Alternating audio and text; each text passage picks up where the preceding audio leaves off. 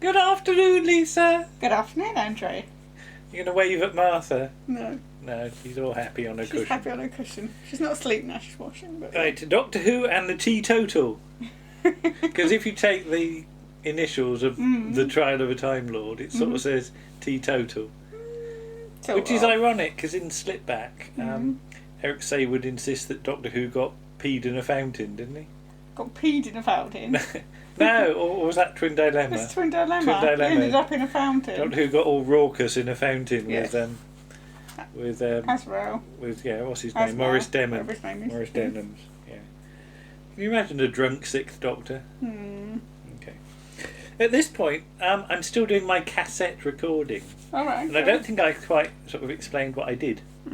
I'd sit with my C60 tapes, recording one episode per side. Yeah. But that was a waste of tape.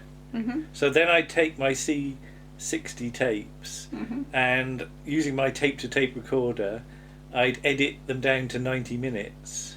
Right. So you had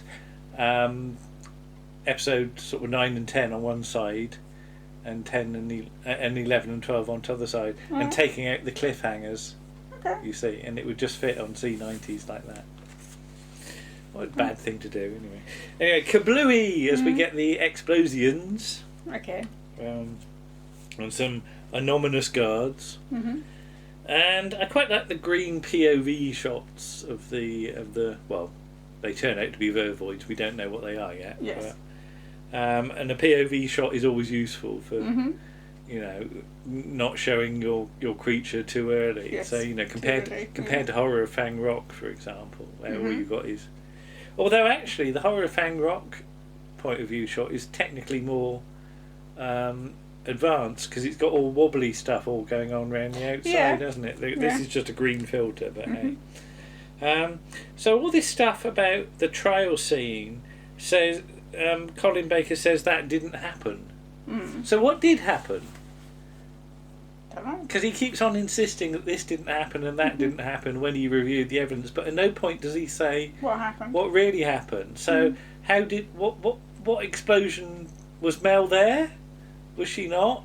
I don't know. It's really very confusing. That's the trouble. Nobody seems quite sure what actually really happened in this season. It's the same with Mind Warp, isn't it? You know, because even Eric Saywood and Philip Martin weren't able to conclusively say what really happened. So it's whatever happened to structure, but hey. The only way to find out is to press on. Well, surely it would be play, wouldn't it? Or unpause, because I presume the Matrix is already on. Did you have to turn on the Matrix screen in the morning, and it had to go through a sort of Windows boot up? Matrix is installing updates. Please wait. Oh God, not now. So yeah, broken plates from the isolation room. And I said, what do they do with their broken plates? Do they recycle them? Have they got an onboard? I presume they don't go into the disposal unit, because that would be a waste. I presume there's some system to recycle broken plates into new plates. I don't know, because it's all sort of covered with food as well, isn't it? Yeah, but you could get your marigolds on and get it off. I presume they've got a space dishwasher. I'm imagining whether they've got some sort of space potter as well, who sits at his potter's wheel and makes the plates. Yeah. No. Okay. Isn't Colin's hair blonde this year? Yes, it's had a bit of dye. Yeah, so has Mel had to titivate his hair, do you think, under the what's those things? Hairdryer. Dryer, yeah. Do you reckon how do you do it? Is it all tin foil and if you have peroxide? highlights, it's tin foil, or sometimes they put a rubber hat on and pull it through. A rubber hat? No, yeah, it's like I don't know, I've never had it. But yeah, they pull bits of it through the hat.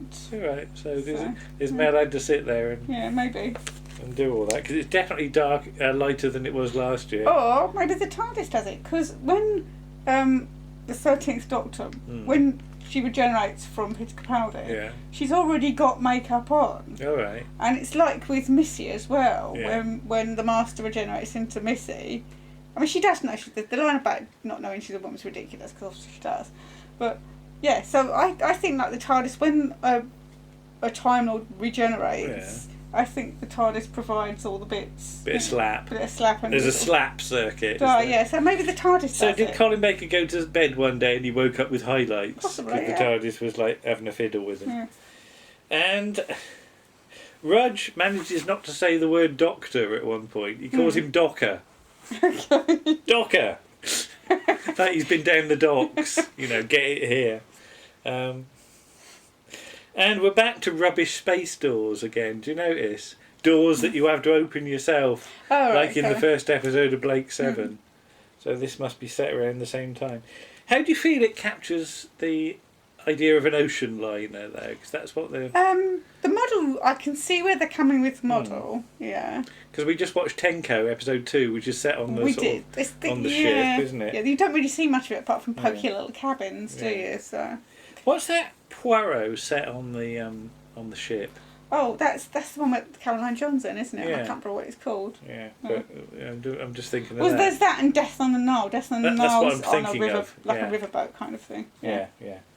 And this thing about the Mogarians, they've all got a Z in their name. Yeah. And I vaguely remember that this is around the time of a pop group that was fairly successful. Big hairy chaps with beards and everything, and I always used to refer to them at school as ZZ Top. Okay. And then apparently they weren't called that. No. But I didn't know. But I've grown up to have a beard, so I could still be in ZZ Top. This line about you're like an overcautious rabbit. Mm-hmm. So how does an overcautious rabbit go about his daily business? Cautiously. Does he check all his carrots? Does he line them up and make sure they're all safe? Rattles them and make sure there's no bombs in them or something like that? I don't know. You can't say the word rabbit round here, can you? You can hear. You can't say it on the Isle of Purbeck. No, on the Isle of Purbeck, the word rabbit is forbidden. Yes. As rabbits dig holes and undermine mine workings and things like that. Things collapse. Because you couldn't call it Curse of the Were Rabbit. No. The film. No. They had to change the posters. Yes. Because they had to say what was it? Something bunny is going on or something. Like that. Yeah. Weird place, Dorset, sometimes. All the pods are open. Woohoo! This is a catastrophe, and something has been unleashed. There's some good old proper Pip and Jane dialogue at this point. Yes, there is. You can just feel the exclamation marks sometimes, can't you? Yeah. So I like when is it Janet says, "Oh, not again," with the broken plates and stuff. No, it's Rudge. Is it Rudge? Rudge says it to Janet. Oh, right, yeah. I think she says something like, "What goes on in there?" I don't know. I'm only the security officer. All I can assume is that the occupant doesn't like pie and peas or something like that, and they keep on giving them pie and peas or faggots or something like that, and they don't like them, and they just have a bit of a paddy. So I don't know. So an agronomist and later on a thrematologist are actually defined for the kids at home. But an agronomist sounds like you study agro, a bit of a fight down the pubs. And I had the Baron Knight's album A Taste of Agro, so okay. So I obviously studied agro at some point. And I put how 1986 is Janet. Yeah, with her floofy hair, her hair and her white stilettos and a slap. Is she very 86? She's quite she's quite mid 80s. Yeah. That's the thing. For all Doctor Who's attempts to show the future, sometimes you can still work out what year it is. I remember reading a letter, I think it was in the Radio Times, just not long after the Long Game was shown, that said that the dress that Suki wears in it, you can buy it in so and so shop. So it's good. It's come around again in the future. Yeah. Obviously, because the costume scientist goes out and buys a dress from somewhere. The camera rarely focuses on them, but I quite like all the big tubs in the background. There's big blue plastic ones to store stuff in, and big brown ones, and it's the sort of stuff that you'd sort of package chemicals and things like that in. Because I've humped a few brown tubs around in my time on trolleys and things. I like the thing where the Doctor doesn't get a word in edgeways with the ladies when they're having Honor Blackman and Bonnie are having their sort of conflab, and Honor will only listen to Bonnie. She won't listen to what the Doctor listens to because he's a man. So yeah, that's quite funny. Don't quite get how the minor adjustment in the flight path will knock off 72 hours.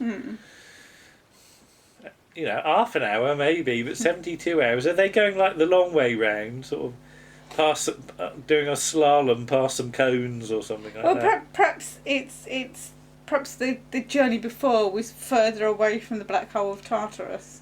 So tartar sauce. Or something so perhaps this is, though it's still within the safety limits, perhaps it's closer than they like to go, really.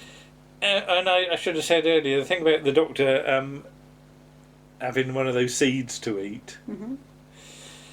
Okay, yeah, it would be funny if, like, Doctor Who got sort of had a bit of a sort of had a problem digesting the seeds because they're alien, and he was a bit sort of blown up or something like that. But shouldn't he have broken a tooth because it was a stolen seed? I'm just imagining like the Gunfighters where he's got Cyril's sweetmeats and he's having a gnaw on them and breaks his tooth. The game that the Megarians are playing, the production notes say it's Phoenix, but if you'd asked me, I'd have said it was Galaxians or Galaga or one of those. I'm presuming it's being played on a BBC Micro because most things were at that point. I didn't have a BBC Micro, I had a Spectrum. But yeah, I think I had a Galaxians variant at least. Though I like the idea that they're playing retro games in the future. Because of course now you can buy emulators to play all these silly games now. But even like 3-2-1, as I said, you know, had their breakout round in the early 80s. So computer games were still a thing, weren't they? The translator silliness is a bit silly. You know, switch on your translator and suddenly stops talking backwards, which is clearly what it is. Though they're not brilliant translators, they all sound still very modulated. You know, there's still a lot of wobble going on the voice. So clearly they come from another of these planets which have got locusts. Because locusts keep up being used as metaphors, don't they? Like a plague of interplanetary locusts. Yeah. And they must be... Locusts must be interplanetary for them to be on other planets for them to talk about. Because weren't there some locusts knocking about in Blake 7 the other week? Yeah, in the tank in Killer. So yeah, the thing about switch on your translator and one of them doesn't is quite good for attentive kids though. Yes. So I can I like that. And Megarian coffee. Have they actually got an inbuilt straw in their mouths, in their sort of thing? Because he extends his straw, doesn't he? I didn't really see what he did. I just saw the straw. I just imagine him there. I don't get drinking hot drinks through straws. It's all going to melt, isn't it? It's going to be And do you know what I started my mouth. Do you know what I started thinking of? Because it's the whole thing about they can't breathe oxygen and stuff. And drinking coffee, and I just started thinking of that Sarah Jane story, with the little aliens that can't drink citrus. Oh, right, yeah. No, they can't drink water, isn't it? Water, yeah. And they go, no, water burns, citrus! Yes. And I keep doing impressions of that. You do, yes. Even though, like, citrus, it's got water in it. Yeah. Idiot aliens. So, yeah, where did Granville/Hewlett get his Megarian costume from? Yeah, and why didn't the other two Megarians realise he wasn't a Megarian? Yeah. Because I don't know. And also, if Megarians can't breathe oxygen, obviously that means that their planet doesn't have oxygen in its atmosphere. Yeah. So all the humans that go down there have to wear breathing masks. That's true. Presumably. Yeah. But I imagine like Granville Hewlett either got it like for Halloween off of Amazon, sort of dress up Megarian costume, At least he didn't get a sexy Megarian costume, like, with a shorty skirt or something like that. No, you don't imagine that? No. Or he went to Mr. Ben's shop. God, okay. And the shopkeeper said, "What will it be today, sir? I think I'm going to be the Megarian." If you go through this door and I'll let you try it on with me. So yeah, and bring a stretcher party. They're the worst sort of parties to go to, aren't they? You know, bring a bottle party maybe, but not bring a stretcher party. This thing about being an undercover agent, it's a great shame, having seen all who done it now, that it wasn't Paul Darrow doing his Columbo impression. You know, just one more thing, Mr. Megarian, you know. Yeah, so I wrote Black Hole of Tartar Sauce. I never liked tartar sauce. I see it as frippery. Frippery? Yeah, I don't see the point of it. Okay, it's alright. I always leave it to one side. I don't mind tartar sauce. No. You know, a bit of lemon on your fish and chips is fine, but tartar sauce, no, don't see the point. I like these sort of brief character descriptions that the characters got, and Janet's mostly consists of pretty and efficient, and that's about it, really. Is she pretty and efficient? Is she efficient? Both so. Both so. Colin and Bonnie do not have good hair for attempting CSO, do they? No. As they've got some of the most horrendous blue fringing around them I've seen in a long time. Yes. You know, Yeah. I mean, Bonnie especially, all the stuff at the back. I mean, it's all very sort of hoofed up hair, isn't it? But yeah, the CSO. It was the 80s. The CSO doesn't like it at all. No. The fire point, like the fact it's got an axe on it. Oh yeah. Yeah. Could do with some fire extinguishers, maybe. Yes. Yes. Yeah, because you have to go around and check your fire extinguisher every now and then, and the bloke has to sign it off to say it still works and still squirts out the sort of requisite amount of foam or whatever. But do people have to go around and check their axe? If it's still sharp? If it's still sharp, or the head hasn't fallen off or something. I don't know how you check an axe on a fact. You get a bit of special wood that you have to chop each year to check your axe works. Mel's got Total Recall. Fair enough, and it made me think of Zoe. But does that ever get really used in season 24? I don't think it does. I think it's one of those things written in for one story and then forgotten about next year.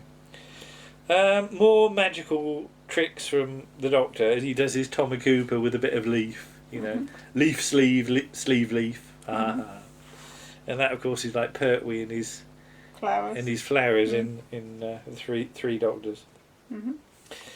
We're on the brink of disaster, and I'm going, no, that's a Hartnell story.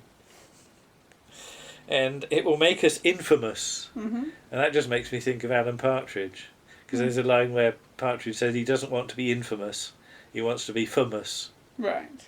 Famous. Yes. So, hello girls, Arthur Hewlett's going in the shower. Calm down. Although he doesn't take anything off, does he? No. Because he goes in through the door with his robe on. And is he going to take... He's got a... Yeah, I didn't see any, like, Arthur Hewlett chest. I thought he still had his clothes on. Well, yeah, he goes... Well, whatever he's got... I thought he was going in there for a tinkle. Oh, you didn't think he... Oh, in the shower? Dirty man. Well, it's a bathroom, isn't it? Not just a shower. What's that line about... from Carry On at Your Convenience? I don't see the point of a bidet. You can just stand on your head in the shower. No, I think just you imagine Arthur Hewlett standing on his head in a shower. You might not poking me. I love poking you. You know that. I think he's just going in the bathroom for a tinkle. For a tinkle. Okay. And Janet says, "I brought you a warm drink, sir." Yeah. So what warm drink is? It looks like coffee again. That's all she can make, isn't it? You know, surely an old man would like a sort of a sup at some Horlicks or something like that. Yeah. But I love the fact that Vervoid's brilliant at operating shower knobs. Yeah. Because it's just been hatched. Yeah. And it immediately knows which way to turn the knobs. Yeah. Do you want to tell your shower knob story? Oh, I don't think we briefly, we were in Brighton and we had a shower and you had to operate two knobs, didn't you? And you had to turn one knob on and then the other knob, and then it would work. And to turn it off, you had to turn that knob off and that knob off. Yeah. Except when it was on, you turned that knob off first. Yeah, and then tried to turn that knob off, and it wouldn't turn off. So you had to go and get the man, who then had to turn the knobs back on again and turn them off in the right order. Except he got all wet, didn't he? And I would point out that when you turned one off, it went cold, really cold. Yeah. So you were trying to turn the other one off, standing in a stream of And freezing I got wet as water. well. Yeah. Everybody in the hotel got wet, didn't they? Well, three of us. Everybody in the You, hotel. me, and the helpful man. Yeah. Yeah. Complicated. Yeah, and I put nice cliffhanger, nice lighting. Yeah. Love the old pulsey thing on the half vervoid lady's face.